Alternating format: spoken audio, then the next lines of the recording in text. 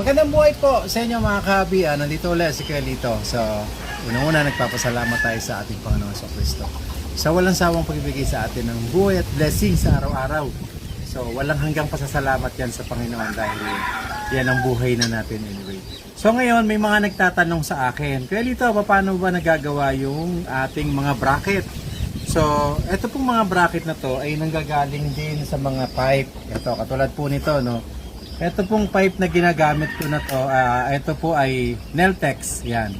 So, pumuputol po ako ng size kung saan ito po ay kasukat na. Yan. Ngayon, paano natin to tinataba? So, ganito po. So, dito may mga luma na kasi tayong gamit. So, ito po ay mga nabili natin nung araw pa sa Shopee. Kaya kung titignan nyo po ay humihingi na ng katarungan.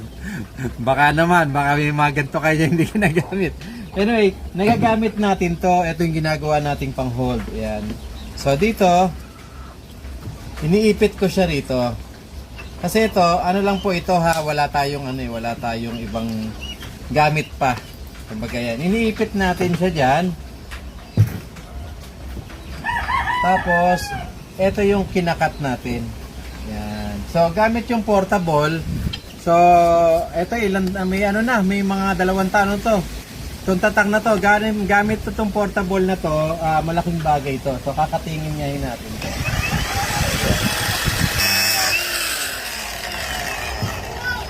So, yan. Iikot lang natin ito. Iikot natin. Tapos tatabasin uli natin.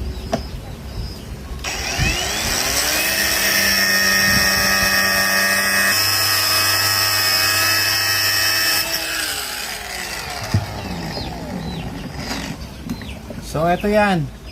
Ngayon, hindi ko muna tatabasin lahat to kasi para hindi masyadong mahaba ang video, dadalhin naman natin to kung saan natin to iinitin.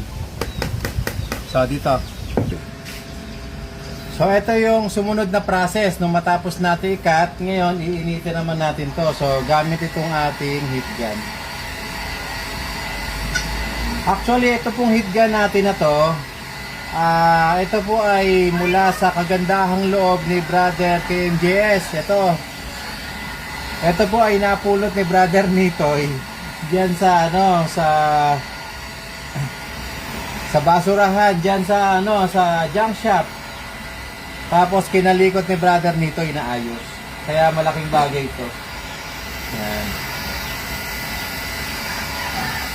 Kumbaga ito yung mga tinapon na napapakinabangan pa.